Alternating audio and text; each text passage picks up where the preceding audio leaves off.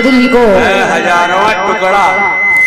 सुना बेटा, बहुत बढ़िया जवाब, सीटी बंद करी। बढ़िया सवाल और बढ़िया खंड गीत। आप कह रहे कांतिमाला जी आपने मेरा गाना ही नहीं समझा। अच्छा, हमने बिना समझे ही उत्तर दे दिया आपको। क्यों भतीजे? ये फूफा का नतीजा है। यही नतीजा। जब आपने अपना गाना गाया तो मैं उसको सुन रही थी। जैसा आपके गीत में सिस्टम चल रहा था, मैंने वैसा ही प्रयास किया। बिल्कुल। लोगों ने सराहा, और जब जनता सराह दे तो फिर उसमें उंगली उठाने का हमारा आपका अधिकार नहीं। जनता जनार्दन, जनता जनार्दन होती है, भगवान होती है, और भगवान से बड़ा कौन होता है। हाँ बेटे। चलिए, आपने मेरे गाने का जो भी जवाब दिया है वो जनता ने सुना है।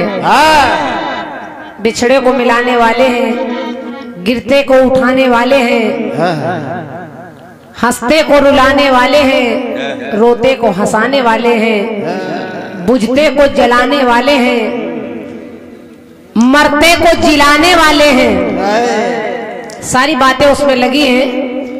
और खास बात यह थी मुकेश मधुल जी, उस गीत में केवल नारी या नर नहीं है जिसको वो मार रहे हैं, दो लोग एक ही नाम के हैं। जैसे एक रावण को राम जी मार रहे हैं तीर से, और एक रावण को मार रहे हैं हनुमान जी तलवार से। एक त्रिशरा को मार रहे हैं राम जी तीर से, और एक त्रिशरा को हनुमान जी मार रहे हैं तलवार से। एक कुंभकर्ण को राम जी मार रहे हैं, और एक कुंभकर्ण को हनुमान जी मार रहे हैं। बस मामला इतना था जिसमें सब कम से कम समझो तो। हजारों टुकड़ा। जवाब तो आप जो भी दे रहे हैं सब अच्छा ही है, कलाकार कुछ तो देता ही है उत्तर। शायरी भी बढ़िया पढ़ रहे हैं। कली हो कच्ची तो लचकती जरूर है, गागर हो आधी तो छलकती जरूर है। बढ़िया कहा। बिगड़ने लगे हो बेटा तुम। हम तो कहेंगे गर आसमां में हो महताब तो चमकता जरूर है, गर आसमां में हो महताब तो चमकता जरूर है, गर पल्लू हो सर पे तो सरकता जरूर है। अरे प्लास्टिक के फूल तो मैं कह नहीं सकती, प्लास्टिक के हो फूल तो मैं कह नहीं सकती, लेकिन असली हो गुलाब तो महकता जरूर है। कह गए हो, असली हो गुलाब तो महकता जरूर है, वरना जो कांटा है वो खरकता जरूर है। असली तब ना। चलिए, और आप करें कि गागर आधी हो तो छलकती जरूर है। हम तो कहेंगे श्रम करने से घर भर जाता है, श्रम करने से घर भर जाता है, भक्ति करके भक्त तर जाता है। और अगर कृपा कर दे गोदम सरकार, अगर कृपा कर दे गोदम सरकार, तो गागर में भी सागर भर ही जाता है। ऐसा नहीं, बुआ के पास भंडार है बेटा। सुना भी आपने कालू भालू सब। ये कटनीस कौन से निकेतन से लिखवा के लाए हो कि खुदा की कसम तुम पे मरते हैं हम।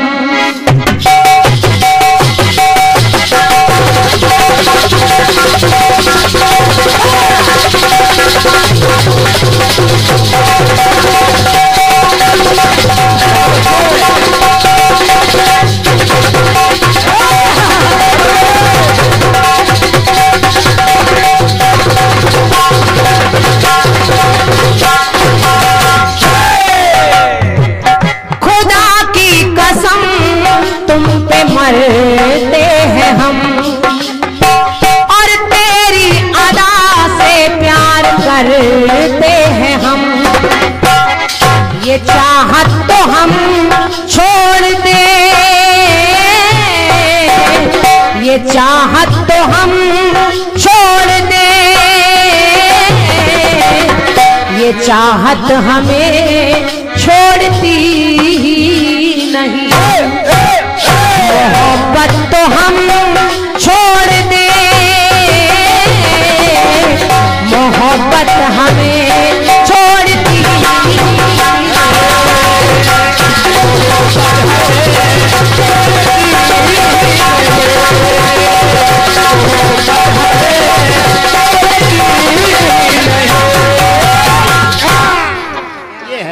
बात है गुड्डू। अब तुम्हें बम्बई ले चले, टाइम नहीं है।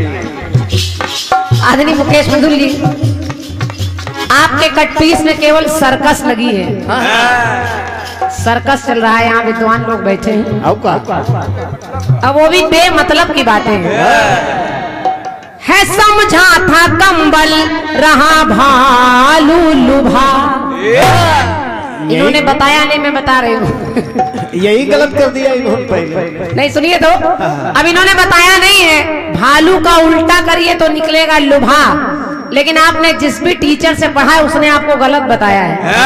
जब भालू लिखेंगे तो बड़े ऊ की मात्रा लगेगी और लुभा लिखेंगे तो छोटे ऊ की मात्रा लगेगी। पहले 8वां पास बीटीसी हो जाता था। हमको लग रहा है गुरु कम पढ़े लिखे हैं।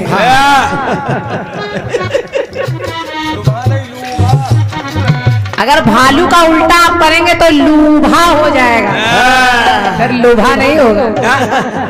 और लुका, कालू का आप कर रहे लुका, सभी जगह गलत हो गए, पास मुश्किल है। लुका हो जाएगा लूका।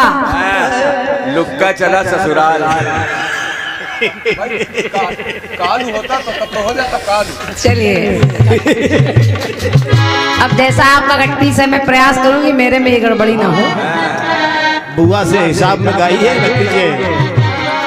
आप लोगों ने एक कहानी सुनी होगी, अंधेर नगरी चौपट राजा। एक बार गुरुजी के साथ एक चेला एक राजा के राज्य में पहुंचा। गुरुजी ने कहा कि बेटा चलो अब चलते हैं, तो उस चेले ने कहा नहीं महाराज, यहाँ तो सब फ्री का माल मिल रहा है, बढ़िया बढ़िया खाने को उड़ाने को मिल रहा है, वहां जाके क्या करेंगे, मेहनत करनी पड़ेगी, यहीं पड़े पड़े खाते हैं। गुरुजी ने कहा नहीं देखो ये अच्छी बात नहीं है, हमें चलना चाहिए। उसने कहा नहीं गुरुजी मैं तो यहीं रहूंगा, आपको जाना है तो आप चले जाइए। गुरुजी तो चले गए और गुरुजी ने कहा अभी मेरी बात तुम्हें समझ में नहीं आ रही है, समय आने पर तुम्हें मेरी याद आएगी। धीरे धीरे समय बीतता गया। एक बार एक राजा के राज्य में, उसी राजा के राज्य में,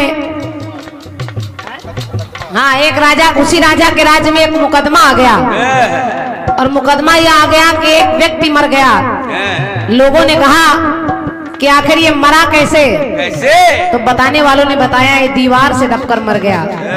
लोगों ने कहा दीवार बनाई किसने थी? तो कहा मिस्त्री ने बनाई थी। कहा मिस्त्री को बुलाया जाए।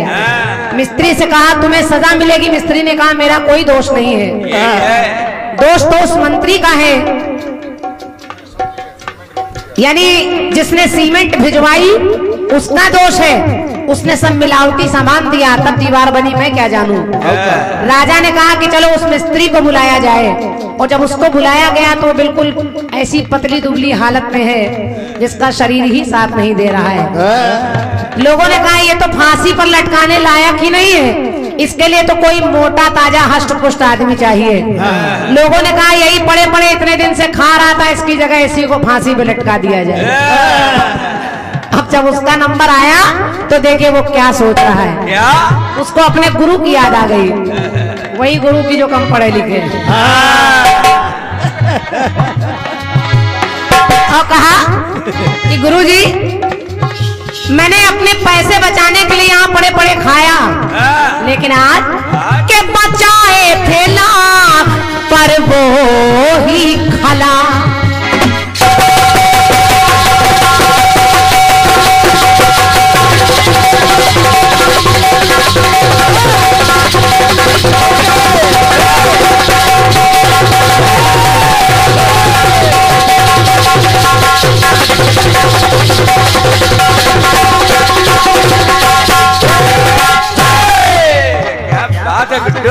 अब आप लोग लिख कर देखिएगा, इनका होमवर्क भी पूरा कर रही हूँ बिल्कुल 2 मिनट में।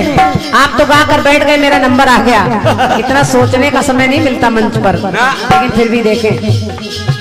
बचाए थे लाख, चेला कह रहा है बचाए थे लाख पर वो ही खला। लिख कर देखिए, लाख का उल्टा होगा खला। अब यहाँ लू ला नहीं है, हम लोग सही लिखते हैं। बचाए थे लाख पर वो ही खला, और मुझे मोटाई थी लाग तो फंसा है गला।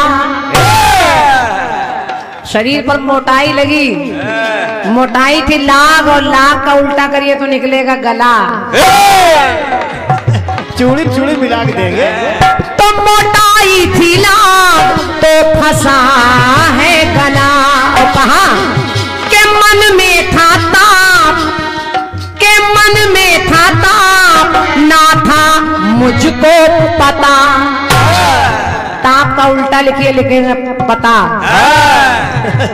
मामला बिल्कुल बराबर है। हाँ, दीर्घ संधि, यहाँ गड़बड़ी नहीं है। के मन में था ताप, ना मुझे था पता। और जाएगी शान तो उतरे, जाएगी शान तो उतरेगा नशा।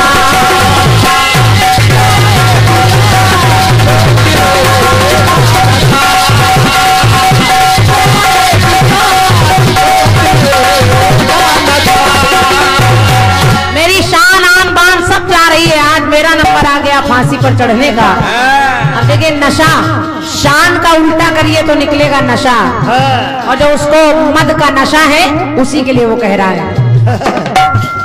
कि जाएगी शान तो उतरेगा नशा। कि लालच, लालच को हम छोड़ते। अब चूंकि लालच है उसके मन में, और वो लालच यही है कि मुझे ये भी मिल जाए वो भी मिल जाए, लेकिन वो कह रहा है कि लालच को हम छोड़ते, पर लालच हमें छोड़ता ही नहीं।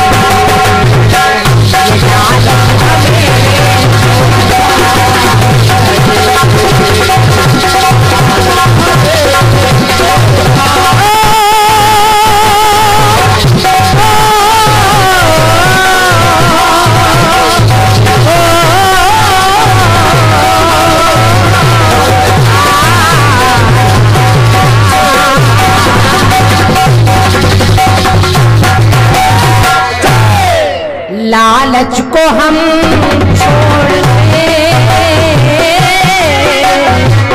पर लालच हमें छोड़ता ही। बोलिए गोदन सरकार की। आपके खंड गीत का जवाब।